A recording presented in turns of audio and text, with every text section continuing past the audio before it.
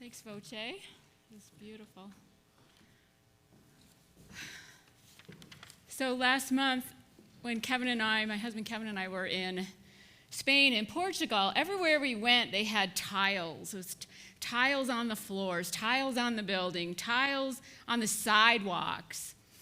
And we were walking somewhere, and they were trying to replace some of the tiles, and Kevin picked one of them up, and they were like these, like just square cubes.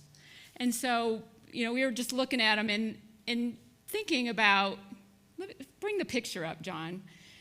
So this is in the floor of the Stock Exchange building, Palace in Porto, Portugal. And you can't really tell in there, but each one of those colors has several of these little square tiles, lovingly placed by hand to create something beautiful. And we already had this multi-generational service on the calendar. Christopher Krantz, our youth and family director, asked me months ago, last winter, if I would do this. And we put it on the calendar purposely this weekend because it's our anniversary on the 14th, 26 years of Columbine.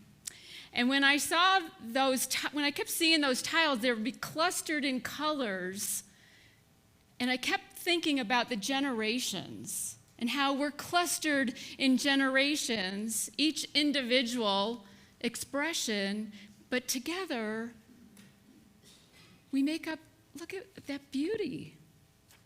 And look around the room. The room is like this purposely so that you can see each other. We have 6 generations represented here today. That's incredible to have 6 generations. It's also challenging to have 6 generations, trying to appeal to all 6 generations. So we've got songs from different generations that Janice picked out. I don't know where she went, but and we have speakers that are going to represent each of the generations today. So really excited in this 26 years of Columbine to be able to say, look at this beautiful piece of art that we have here in our community on the screen. It's gorgeous. Eric Butterworth says in The Flow of Life, wherever you may be on the scale of life as measured by years, you are alive as a dynamic channel for the flow of divine creative process. Each of us is that dynamic channel. Each of us is contributing to this flow. And what that means is that we never stop growing. We never stop evolving. No matter what age we are, no matter where we are in our life, we are still learning, still growing, still evolving, still contributing. We learn so much from each other, the different generations. And the generations are marked by historical events often. It's not so much the years as it is that each generation experienced certain things growing up. And so we celebrate that today. But to get to this point of being this creative channel, we have to overcome some stuff. We have stuff that goes on in our humanness, very normal, that we have to work through. And it's not always easy. But every one of us, no matter what generation we're in, no matter what we've experienced in our lifetimes, no matter how old we are or how young we are, we have stuff that we have to overcome and conquer. And so I was thinking about this months ago with this multi-generational service, thinking, the story of David and Goliath is a story that everybody can relate to, no matter what your age, no matter what your generation. And it's a story that's really rich in symbolism and in metaphysical interpretation. So I thought we would use the story of David and Goliath for this service. And we're going to have each generation represent a part of that story as we get into the metaphysics. But first I want to tell you what the story is, because just my own background, I was kind of surprised a couple days ago when I was telling somebody I was going to use the David and Goliath story, and they said, "What's that?" So I'll just share, I'll just share a little bit of the David and Goliath story, which comes from the Hebrew Bible, way back in the first book of Samuel, chapter 17. And the story starts out talking about the Philistines and the Israelites and how they were at war. And they were always at war with each other. But this particular war, the Israelites were on one hill, and the Philistines were on the other hill, and in between was the valley where they would fight. And they got kind of tired of it. One of the Philistines got a little tired of this fighting going on, and he said, he was a really big guy. He said, I'm going to just issue a challenge out, and he was a Philistine, and he said, his name was Goliath. And it says that he was 9 feet tall. And he went out into the valley and said, any one of you Israelites want to fight me, we'll just end this right here. Whoever wins, the other will be slave to our country. Now this Goliath, big, huge guy, also had a bronze helmet. He had chain mail on, lots of armor. He had a spear and a sword, and he was very intimidating, and none of the Israelites wanted to fight him. They were too afraid of him. He was big. And so this went on for 40 days. Everything in the Bible is 40 days. Have you ever noticed that? It's always 40 days. Well, 40 days metaphysically means keep going until you reach spiritual completion, as long as it takes. So this went on for 40 days with this Goliath issuing this challenge and nobody coming forward. One day, a young boy was a shepherd. He tended the sheep. Just a young boy. And his father, he was the youngest of 4 boys. His father sent him to the Israelite hill to bring his brothers food. His 3 older brothers were fighting. And so he went and brought food, and as he did, he heard Goliath issue this challenge. And David, very courageous young man that he was, said, "Who is this Philistine who thinks that he can conquer us? He doesn't even have God on his side." So as he was talking to his brothers and delivering his food, he started hearing, the winner gets money, and the winner gets the princess, and the winner gets their family freed. And King Saul was offering all this to whoever would fight this Goliath.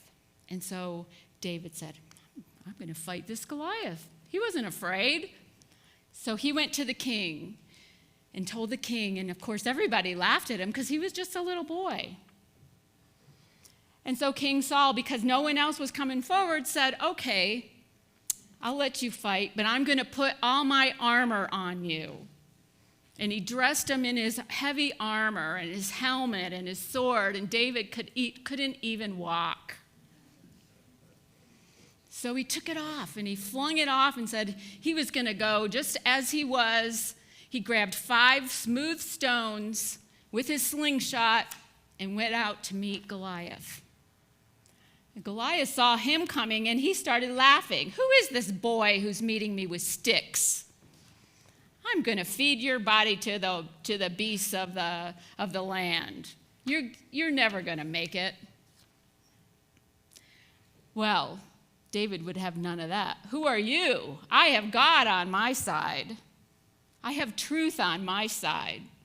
And he took his slingshot, took one of his smooth 5 stones, and flung it at him and hit Goliath right in the forehead, the only place where there wasn't armor. Goliath fell over, and David went over and took Goliath's sword and chopped his head off.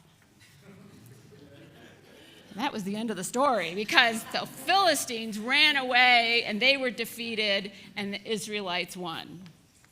So, what does that all mean? Anyway, how can that mean anything to our lives today, you might ask?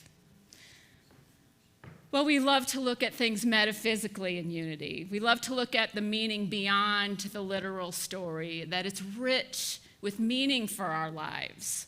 The Bible stories are our stories. And so we want to look at this metaphysically. We want to look at this from what is the hidden meaning of the David and Goliath story. So the Israelites represent turning towards spirit, and the Philistines represent our worldly, human ways, worldly ways, sense consciousness. And if you think about your own mind, your own consciousness, these two are often at war with each other. In our own minds, we struggle. What's the right thing to do? And we want to justify not doing the right thing sometimes. So Goliath represents that fear, that as we give it attention, as we pay attention to it, and as we feed it, it gets bigger and bigger. Have you ever noticed something in your life, a challenge in your life, that's something, that's all you can think about? And it just grows in your mind. It's that fear. And then all the justification we give and all the people that tell us, yeah, you're right to be resentful, you're right to withhold forgiveness. It's all justification. That's all the armor that we put on it. But David comes along and he's challenging. He takes courage. He's courageous. And so we're going to invite Aislinn Hickerson up. She's going to courageously start us off and talk about a time where she tried to do something that took courage. My name is Aislinn. I'm in 7th grade and I play the viola in Erie Middle's orchestra. Something that took courage for me was auditioning for honors orchestra last year in 6th grade. When I heard there was an audition for a district-wide honors orchestra, I asked my orchestra teacher about it. She told me she didn't think I was ready and told me to wait until 7th grade. Even though I knew the audition was for 7th and 8th grade students, I couldn't shake the feeling that I wanted to try anyway. So I asked my viola teacher. She asked me how hard I was willing to work and said I would need to triple my practice time and take no days off even over Thanksgiving. I was nervous, but I decided to go for it. It was a lot harder than I expected. The music was fast and complicated. Even though I was working harder than ever, there were days I was convinced I wouldn't be able to do it and I wanted to quit.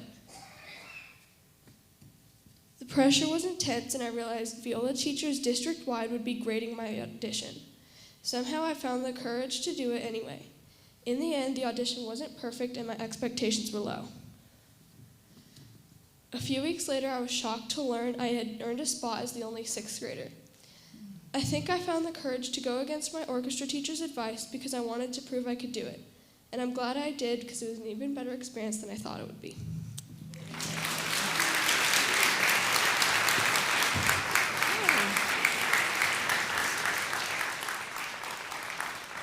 Thanks, Aislinn.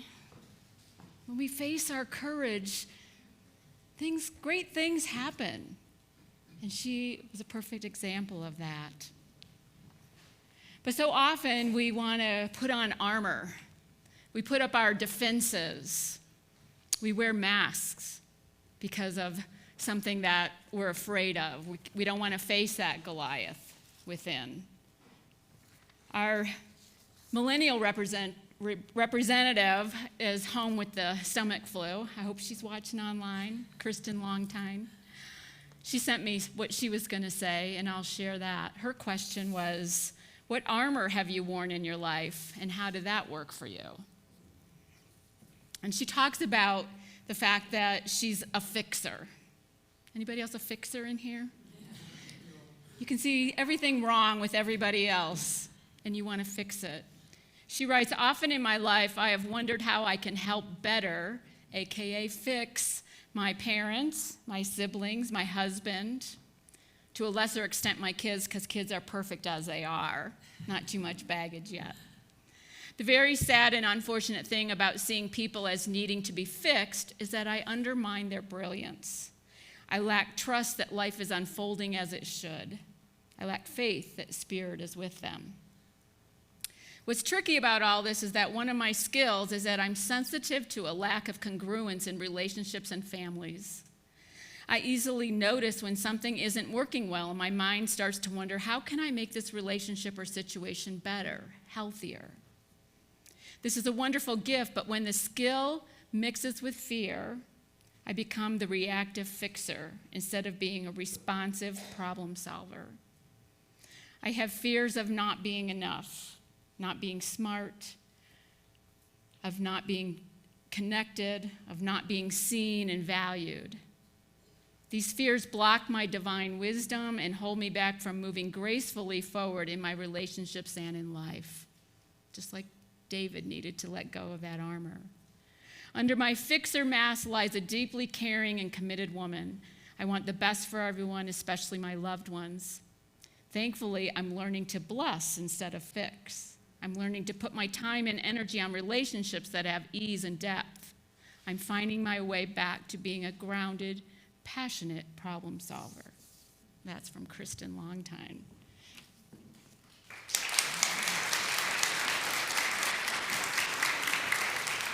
So it took courage for our founders to break away from something that was comfortable and start a new church. And I'm sure they had several obstacles along the way trying to do this. Colleen Jane, one of our founders, sent me an email and shared some of the obstacles that they had in building Columbine before even this building was here.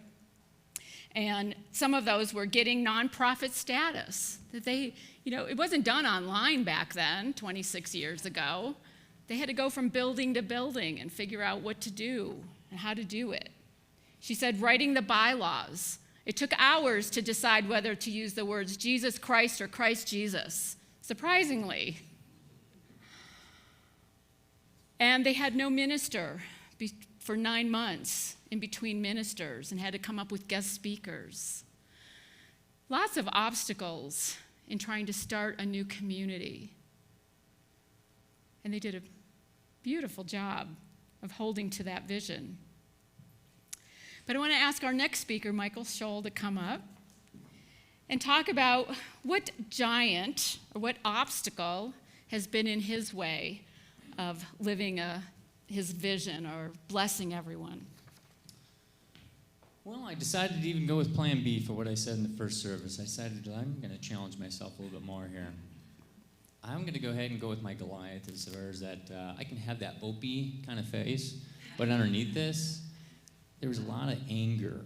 There's a lot of righteousness that showed up as far as with it. And throughout my youth, I was definitely that guy to be known to be yelling at the refs. And you think I went and read the John McEnroe book of how to play sports or something like that, right?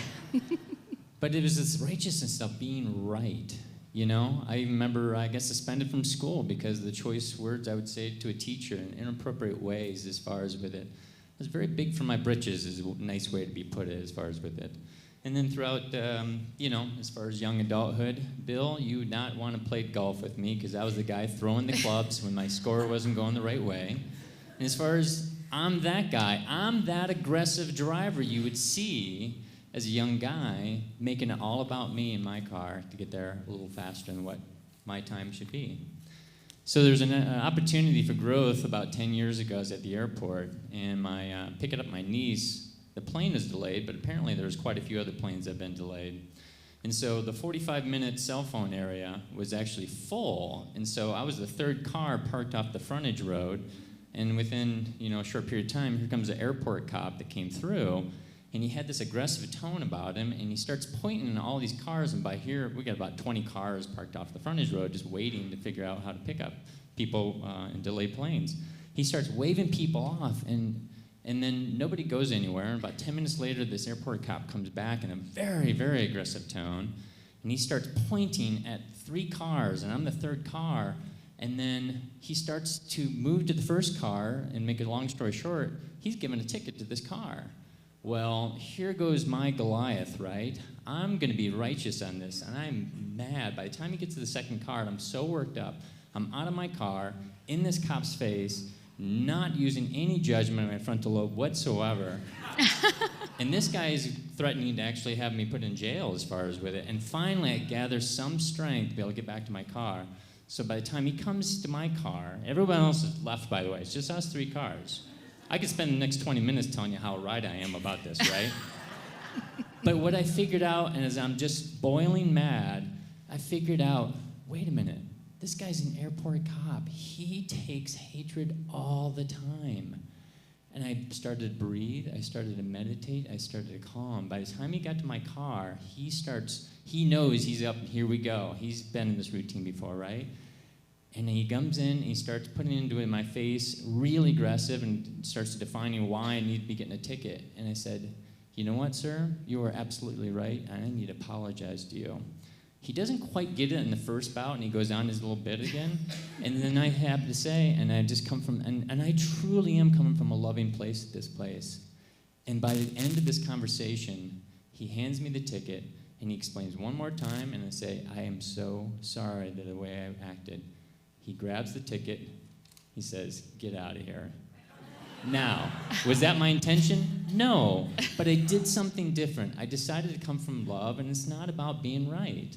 So, where am I today? A lot better of a driver, and I hope as far as that I'm able to find more empathy and send blessings. So when I see that guy, that jerk watching the NFL who's just making poor choices and ripping somebody else's helmet off, it's like, I don't know his story, but I'm sending him blessings.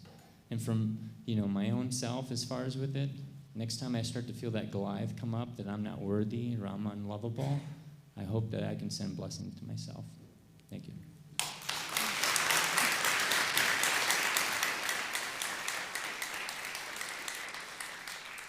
Thanks, Michael. Way to change it up from first service. Courage.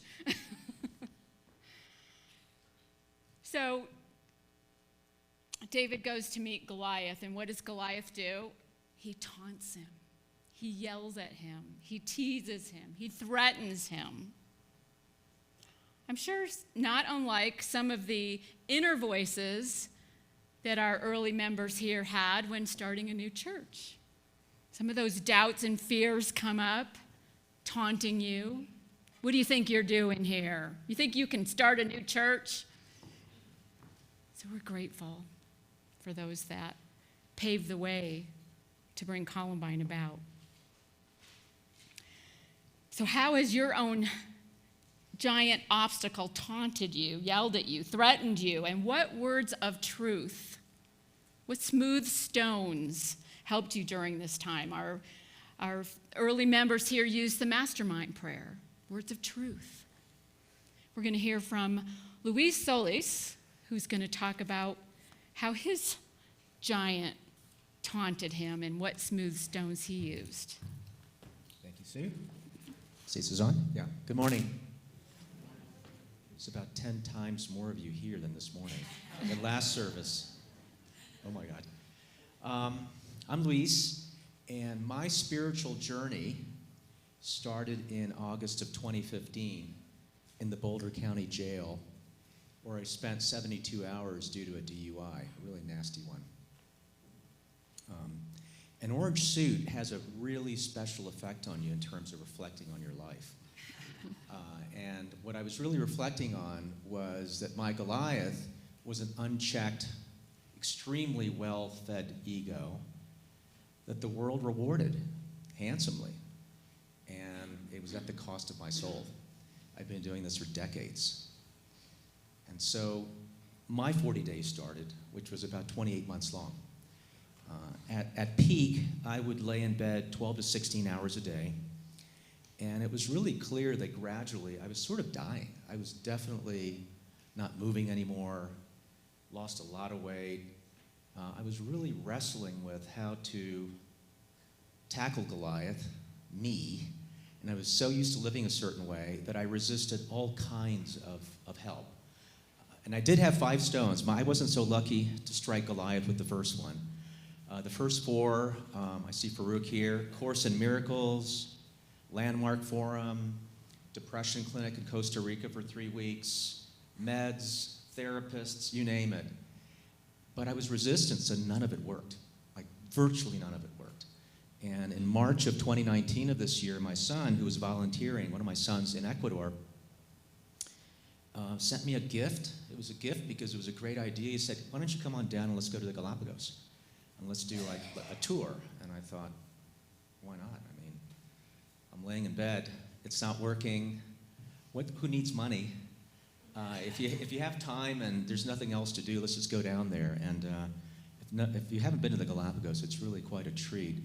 One of the experiences you feel there is how balanced, beautiful, and just spectacular nature really is. There's no humans down there, so it's perfect. It's absolutely balanced. Everything is amazingly beautiful, and I began to feel like, wow, I've been called here for a reason. And literally within 2 days of arriving, I started waking up after 8 hours. I would wake up and I'd feel strong at 7. And this was stunning to me because that hadn't happened for years, like a couple of years. Went on the boat, and day 3 on the boat, very early one morning, about 5:45, I was sitting on the front of the boat. We were traveling between islands, and I was very much alone. And the angel of death visited me and said, hey, Luis, your time's up. It's time to jump in. Come on and join me. I own you. I own your kids. I own all your things. Just stop fighting. Just come along. And it was at that moment that I cast my last stone. It was it. I had one left, and it was simply saying, I'm going to surrender instead. I'm going to stop fighting. I'm going to surrender to Spirit. And no, I'm not going with you. And my healing started instantly, that day. It took days against a few years for me to begin to recover. And so I am Luis, the Luis that I was meant to be, the Luis of love and service.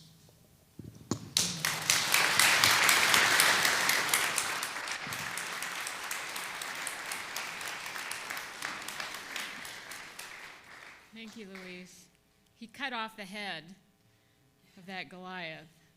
We got to cut it off at its source, which is in the imagination, in our beliefs. And that's what you did with that. So it could seem like our goal is impossible. It could seem like this building would never get built. It could have seemed like our audition would never have finished.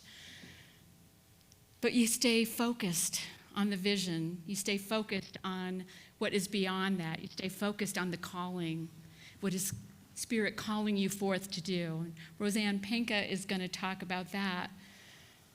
When she stepped forward in faith, when her goal seemed impossible.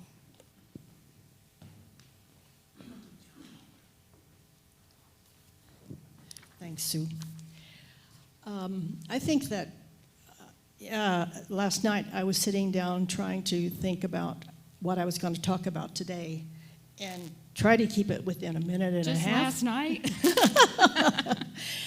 Anyway, I came to realize that I think that my Goliath has been fear for almost all my life.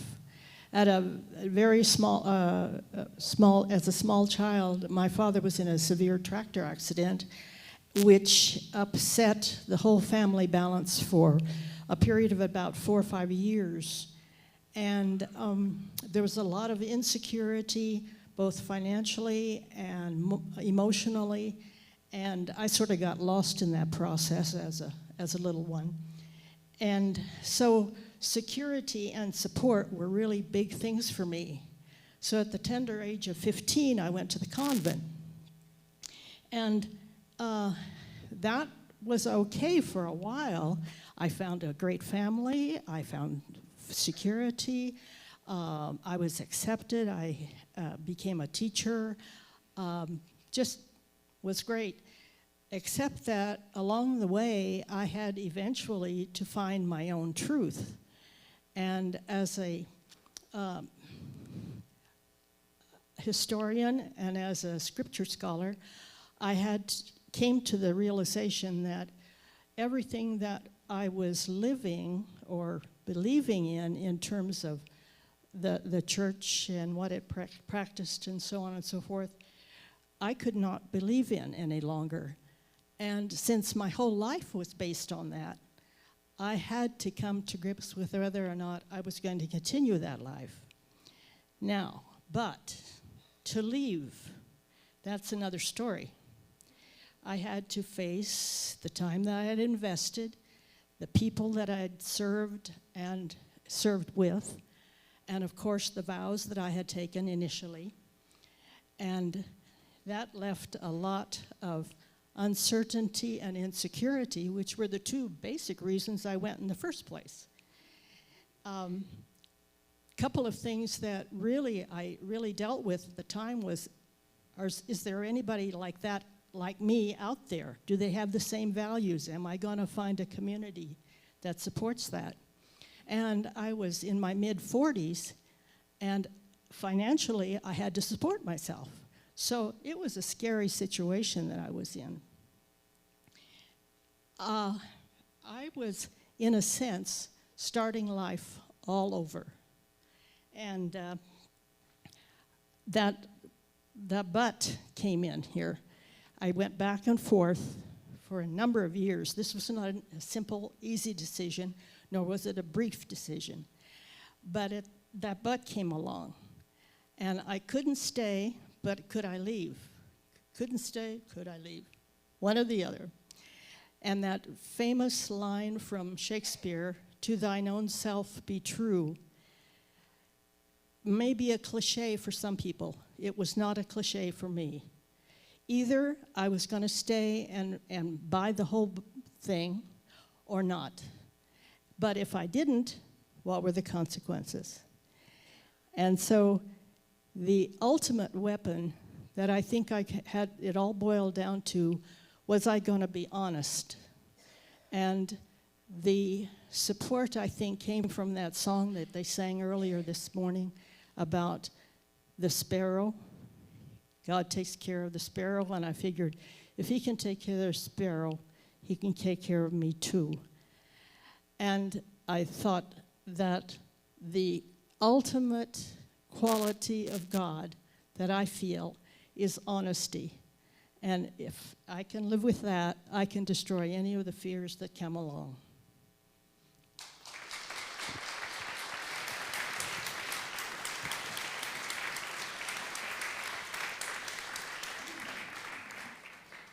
Thank you, Roseanne.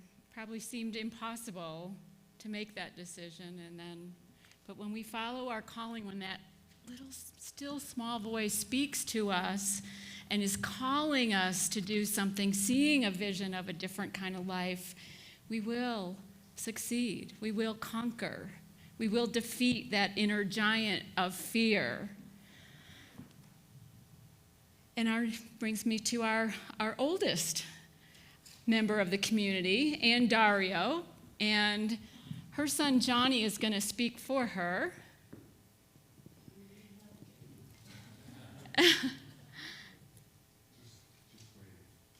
Just wave to everybody, Ann.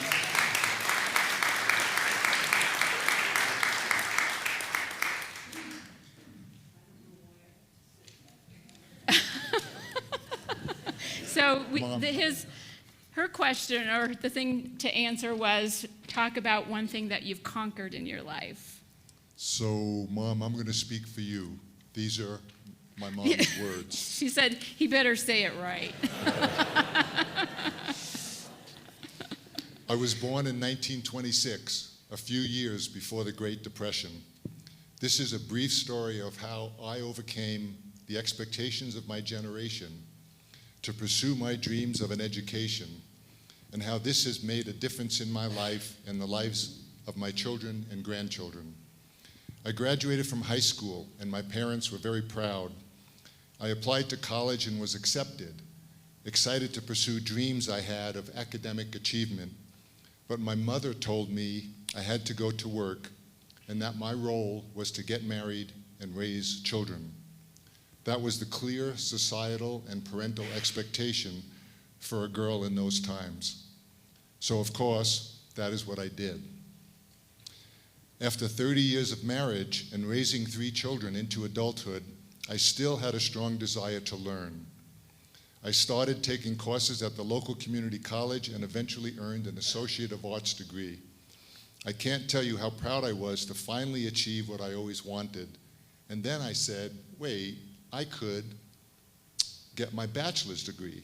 So I went to a 4-year college and studied alongside teenagers and 20-somethings. Many of these young students would ask me for advice and help with the academic workload. I met 2 other greatest generation women taking the same courses I had chosen. We became lifelong friends. I ended up adopting one of my professors and his family, and I became a surrogate grandmother to his children. And then, at commencement, I earned my Bachelor of Arts degree, summa cum laude.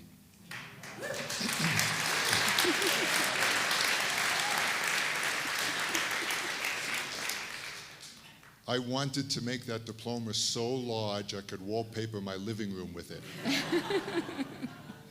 You know, I always loved the Michelangelo statue of David. It reminds me of my lifetime effort to overcome the challenge of cultural expectations and my success in achieving the higher education I always wanted for myself. One more thing, I think my example influenced my own children's academic success and even my grandchildren's. You should hear those stories. I take full credit for everything they have achieved in their lives.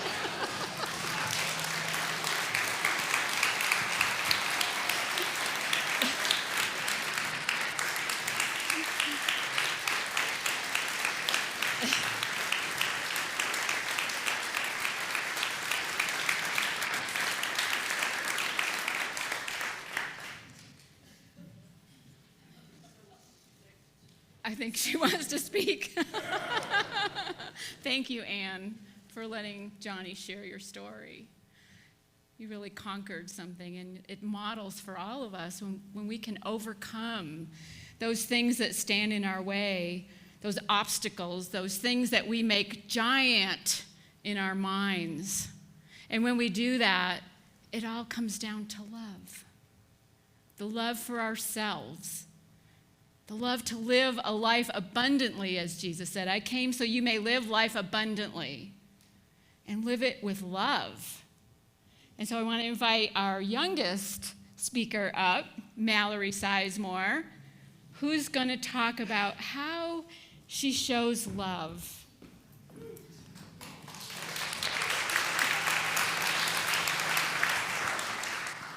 How I show love is sometimes at school, I sit down for math, and I see a few people come in. They look fine, and then I see a few others.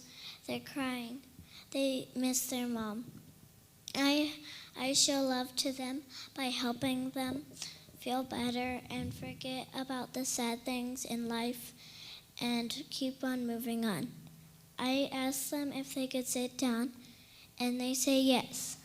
They stop crying because I help them, and I show love to them, and I even tell them that I love them with my really true heart, with everything and every part of my body. I love them.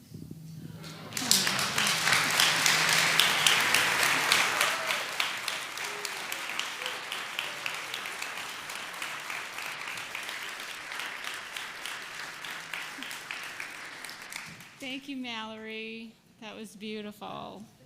And this community loves you, too. So what a gift to have 6 generations here. We have all our kids here instead of being downstairs. They're all part of the service. We had, where's Brett? While you are doing the greeting, we have our founders and our early members. If you would all stand, because we are so appreciative of what you did.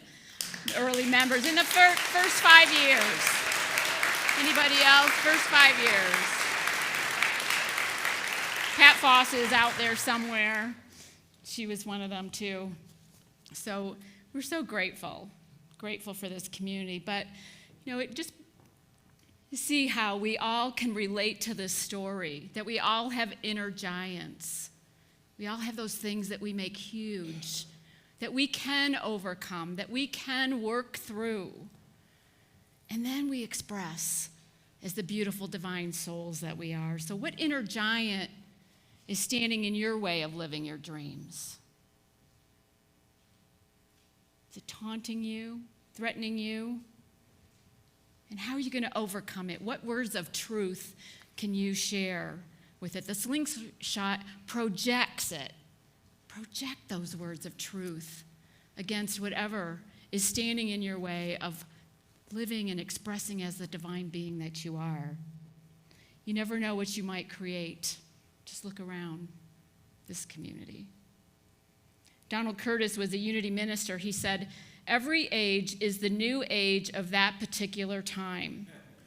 And every era has its prophets and teachers whose function is to awaken man to the divinity within himself." I want to thank all of our speakers. Stand up, our speakers, for being that teacher, that model.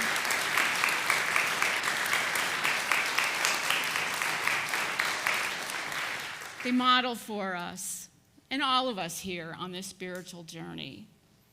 We can all overcome those inner giants, and when we do that, we show the world a better way to live. Namaste. Peace be with you.